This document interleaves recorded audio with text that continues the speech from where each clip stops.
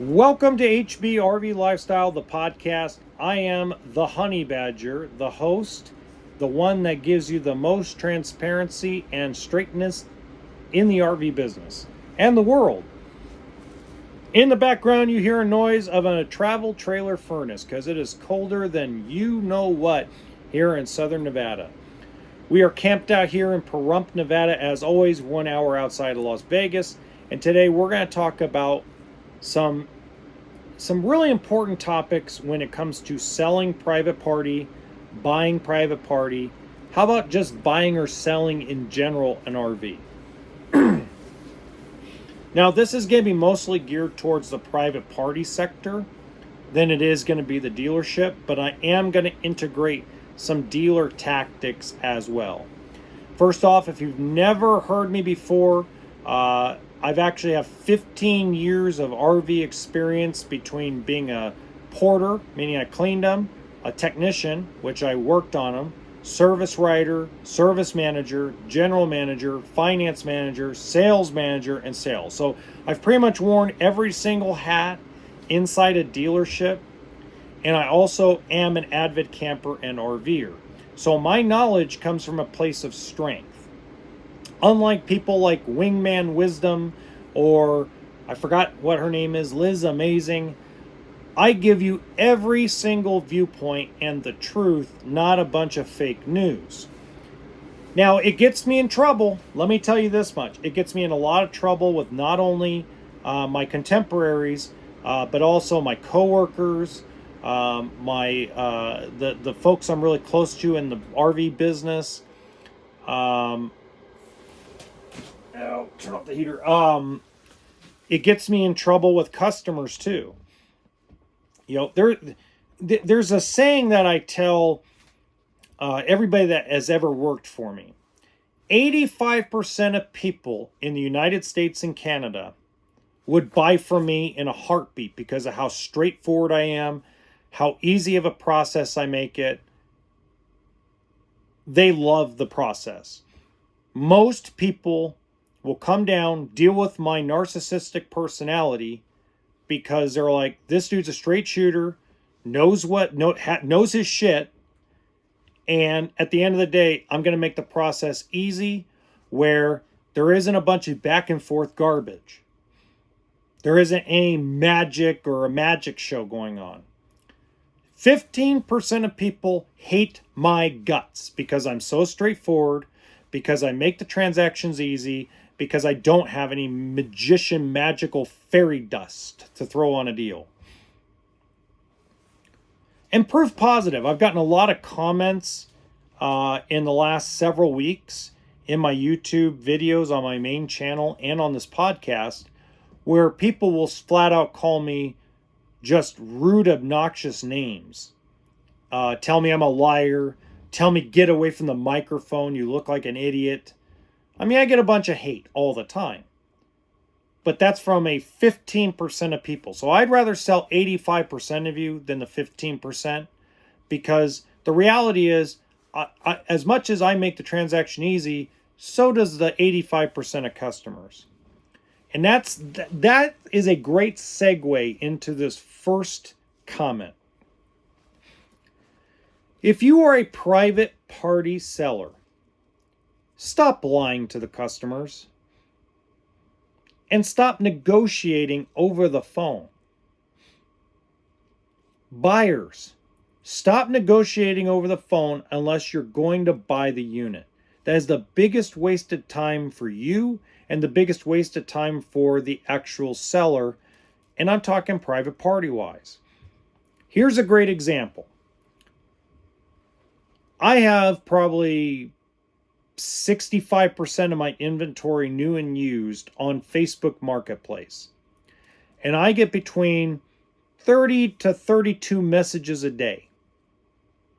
Half of them are always like, here's a great example. I got a used, nice little fifth wheel on the lot, little 32 footer. I've got it for $15,000. At least 6 times a day I get, will you take 5? Will you take 10? Will you take 7? Will you take 12? So at one point I entertained it. Like, sure, I'll look at any offer. You just got to come down in person. Well, I don't want to do that because you're an hour away from me. And if you're not going to guarantee me you're going to take 7, then I'm not going to show up. So then I tested that theory. Even though, and I would have lost money, I would have lost my absolute butt because I'm in it a lot more than $7,000. But I decided to tell one guy, sure, I'll take 7. When do you want to come pick it up? Well, I got to come see it first. Well, guy never showed up, by the way. Private part. So if your budget is $10,000 for a travel trailer or a fifth wheel, you got 10,000 cash. Okay. Shop $10,000 trailers first. Go look at $10,000 trailers before you start screwballing around with people that are asking more money.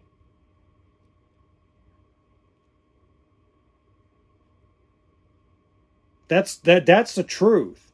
If you have a $50,000 budget on a motorhome, as an example, shop $50,000 or less motorhomes. There's lots of them out there. You can always negotiate the price lower when you go see it in person. But at least you're not wasting your time or the seller's time. Guys, when people sell things private party, they do it because they don't like the number they get from a dealership.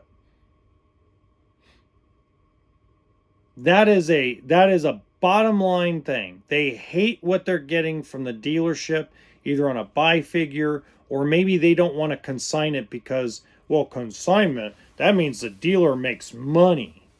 So that's the reason why the majority of the time, those are the two reasons why a customer is or seller is not going to give it to a dealership.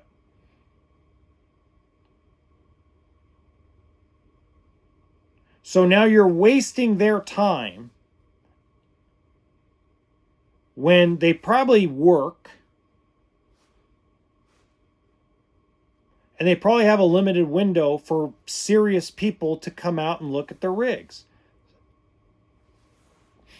Sellers, stop lying to customers about that a coach is in perfect shape and it's in great condition. Be honest. If you read the descriptions I give for every one of my used units that I have on the lot, when people show up, they go, wow, it's exactly how you described it. I'm like, yeah. Because I'm not going to bullshit people about a rig. I had a 2019 Open Light fifth wheel. That thing was beat to hell. The wholesale book, the trade-in value, the bank lens on was $32,000. I sold it for $22,000. I sold it for $10,000 less than trade-in value because the guy lived in it, had a dog. You should read the description I had. I had this huge long description, Craigslist, Facebook Marketplace, OfferUp, that explained all the damage in the trailer, verbatim. And I took as many pictures of the damage as possible, and then I put a link to the YouTube video that I made to show the damage on the fifth wheel. It sold in 3 days. Why? Because I had 9 people that decided they want to show up and see if they could live with all the damage because they were getting a great price. And out of 9 people that showed up, I sold 6 of them a rig, including that one. So for dealerships, if you're listening to me as a salesperson at a dealership, be fucking honest about your used inventory. Be real with people. Yes, it's going to piss off the 15% that hate when you're a straightforward person. But 85% of people don't have time for bullshit, don't want to deal with BS, and they sure in the hell don't want to have some fairy dust thrown on them to think that something magical is going to just come out of nowhere, that you're going to pull something out of your rear end and voila, it's going to be rainbows and sunshine. That's not the way it works. And that's the reason why both private party sales have decreased dramatically. The reported amount of private party selling that has occurred, the actual selling, I'm not talking about listing of the units, I'm talking about the actual sales. There is a statistic that you can find for states that have no sales tax on private party purchases: Arizona, Nevada, Montana, Oregon, etc. And if you combine the statistics from all 4 states that you get from the Motor Vehicle Company, the statistics say that private party sales have dramatically decreased since the end of 2021. And it's because we're all a bunch of liars about it. The seller's lying about the condition of their unit, the buyer is lying that they can actually afford it, or they offer some stupid lowball number before they could even get to see the unit. Well, I got a budget of 30 grand, so I'm going to go shop for a bunch of $45,000 rigs because I'm pretty sure they're going to be desperate enough to sell for 30. Unbelievable. We live in an age where we're just trying to outsmart each other. And it's ridiculous. Sorry, I got the sniffles really bad. The wind has been picking up really bad. It's got my nose all the way up to my sinuses up in my forehead. It's just clogged. So you're going to have to apologize for the sniffling. I'm so sorry. The next thing I really want to cover, and this is especially for used private party and used dealership buyers. Go get pre-qualified. Now, I always tell you, use the dealer financing if possible because it does give you an advantage in negotiating a price. But I still highly recommend, if you are financing and you're going to do it through you're going to buy a private party or from a dealership, and you're buying an older used unit. And what I mean by older is it's more than 5 years old. Go get pre-approved for a dollar amount and a year model before you go shopping. This has had a lot of success, guys. So I've given this advice out even before I started this podcast, even on my main YouTube channel, HBRV Lifestyle. I've given this advice a lot even before I became an influencer, because when you are questioning in your mind whether or not you're going to qualify for a loan, it's always nice to know what you can qualify for. So I had a guy walk into the dealership lot about 3 months ago. He just came back. He bought a used little travel trailer from us. It was $18,000. He came out, looked at everything we had, wasn't quite sure what he would qualify for. So I actually looked at I can pull credit without a social. I can actually pull most people's credit without even affecting your credit. And I looked at it and I said, look, you're a member of Navy Federal Credit Union. Why don't we go down there before we send you off anywhere? He was a 685 score. And I said, why don't you go down to Navy Federal, see how old they'll do for you and what the max dollar amount they'll give you. So they'll give you a limit on what year you can buy or newer, and they'll give you a dollar amount. He came back and says, well, they'll go do up to a 2015. I said, great. And how much? He says, 75 grand. I go, fabulous. What do you really want to spend out of that 75 grand? He says, 20. So we found him a little $18,000 trailer. So that's a very good success story because you feel better. I'm telling you, folks. I know for a lot of you, that especially if you're first-time buyers, it feels good when you take the extra step and you get pre-qualified through at least one credit union, especially if you're buying something used. New, not so big of a deal. New, a dealership can point you in the kind of the right directions. And you're going to buy new strictly from a dealership. But when you have that knowledge that, okay, I can qualify for a $25,000 loan and I have to stick to 2010 or newer as an example. Well, now you know what you're shopping for. It narrows down your selection process where you can start looking for something that fits within your financial budget, and you can actually buy something from a place of strength.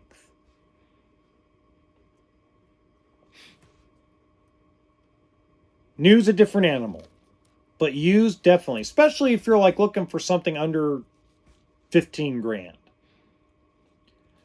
If you're looking for like a fifth wheel that's under $15,000 or $15,000 or less, you're really going to want to go get pre-qualified if you're trying to finance something like that.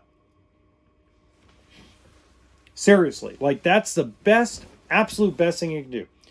Now, here's the problem that a lot of people are going to have with me on this is just because you have a $15,000 loan set up doesn't mean you can go around to guys that want 20 grand for a fifth wheel and negotiate before you even stand in front of the guy and show him you're serious.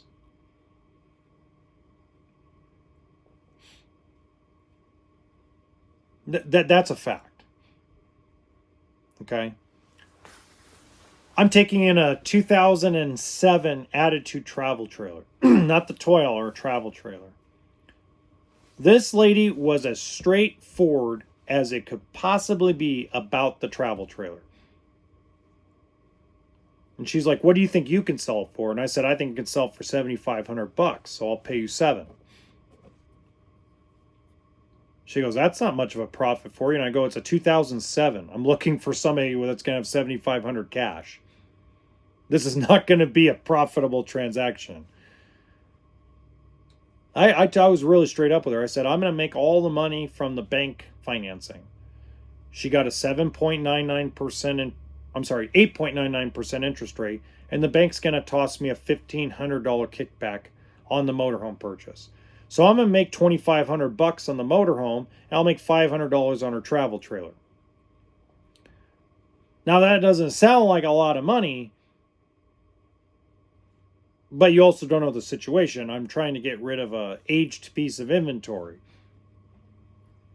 So there's certain things that dealerships do in that kind of sense.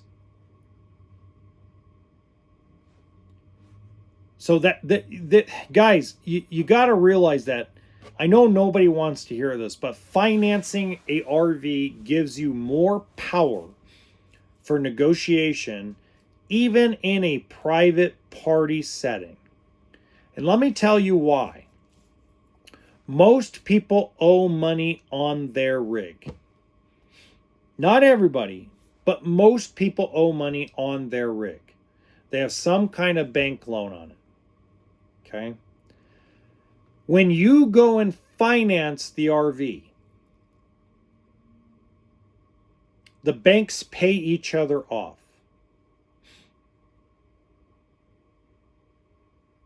There is a process in which the bank, the credit union or the bank, will pay off the bank loan and the bank note.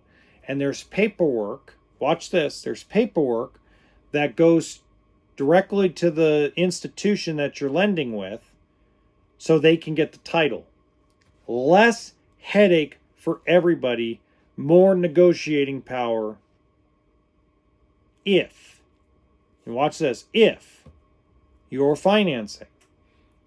If you're a cash buyer with a seller that owes money on their coach, it's very complicated.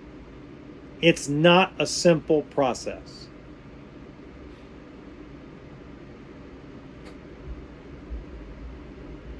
Key thing there. So I did a video on the 5 reasons why paying cash for an RV is stupid. That's literally the title of the video. I think I'm up to 15,000 views, I think, on that video. And I get some nasty, mean comments. And that's fine. That's that 15% of people that will never buy from me anyway. Trust me, I meet them at least 15 times a year. But that's okay, guys. I understand. I get it. We were raised that cash is king. Cash is trash. Cash is absolute garbage when it's not in the form of a bank loan to anyone, even in a private party setting.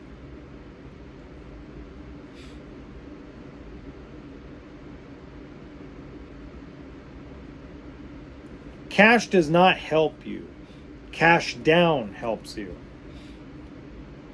Another great example. This is something that I'll never forget.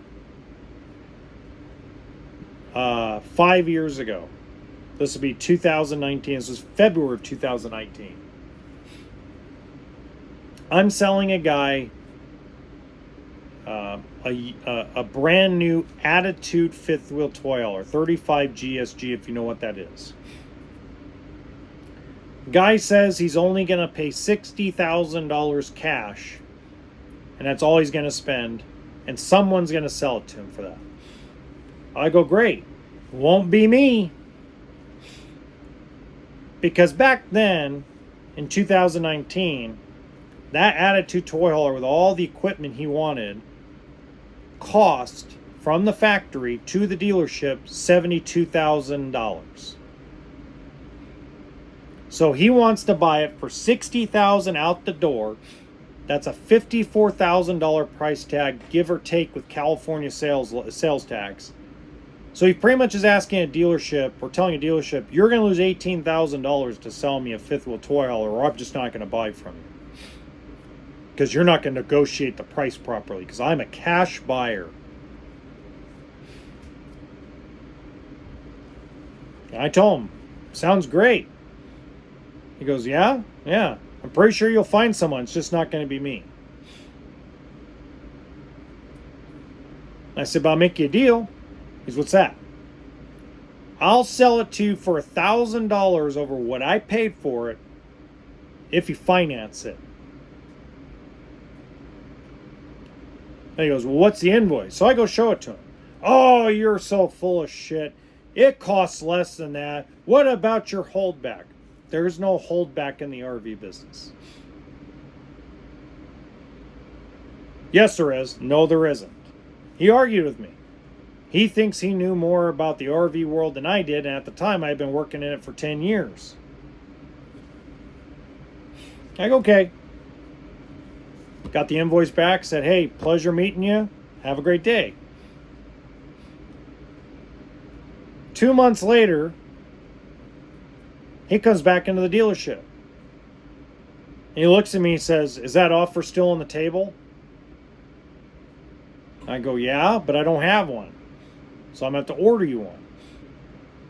And I said, whatever the invoice comes out to be, I'll have you pay $1,000 over that if you finance. He goes, okay. So I had him sit and fill out the order sheet.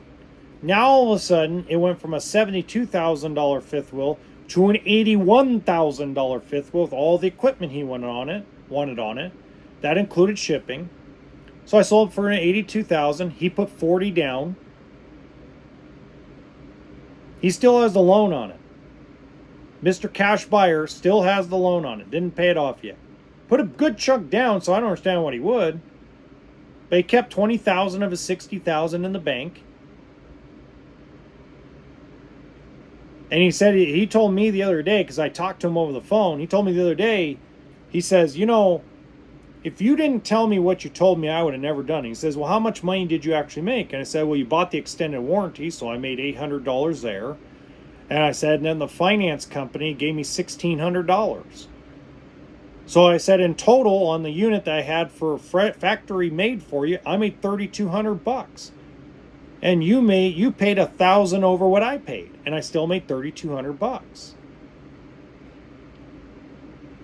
And he said, wow. I said, yeah. I don't need to make 10, 15 grand on that kind of transaction.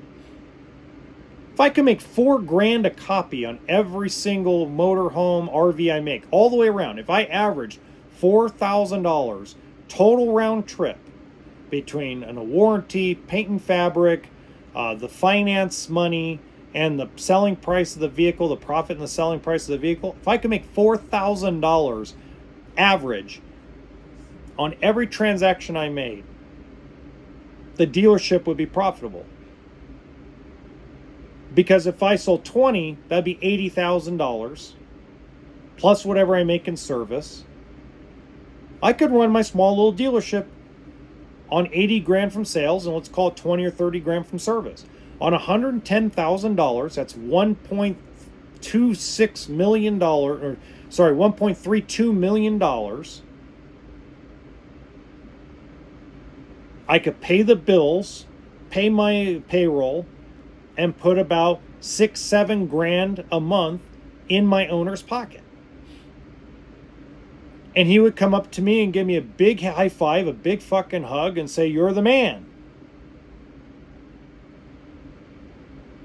But the only way we get there is if you allow us to get there. We can get there in so many ways. But being a strict, stubborn cash buyer who has to get a better price than everybody else because you think your cash is better than anybody else's is the wrong way to go about it. And you can get mad at me for it. You can call me every name in the book. I've been called so many stupid names. I'm starting to make a joke out of it. I got called a fucking idiot on my YouTube channel the other day. I just laugh.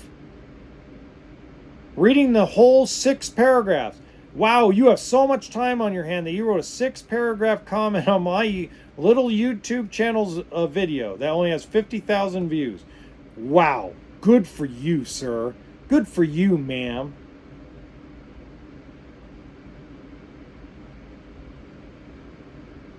I don't want your business anyway. Because people that think their cash is better than anything else on God's green earth, better than their next door neighbors, better than everybody else's, because I've got cash. You don't want to buy from me anyway. Now, if you're a cash buyer that's reasonable and understanding and you don't think you're better than everybody else, you're going to buy from me. Or a guy like me, because you're going to enjoy the transparency. You're going to enjoy the process. You're going to go, wow, okay, so I have to spend 40 grand on this travel trailer, including tax, and this is everything I'm getting in it. Not, well, I know you discounted already $15,000, but we want another 15 off because we're paying cash.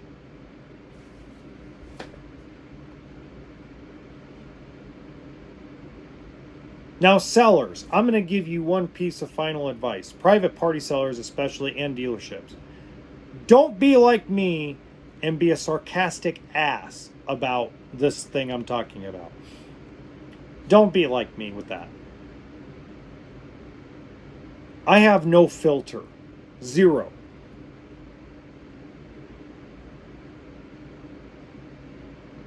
And anymore, I don't even say anything to those guys. If anybody came up to me and had an attitude problem because they're a cash buyer and they want to have their feet licked and their ass kissed, or the other way around, I just walk away. I go find somebody else to talk to them. I'm like, I'm not going to waste my time.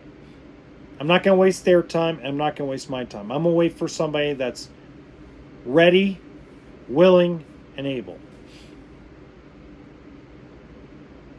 Not somebody that's here to walk around like a peacock because they can pay cash.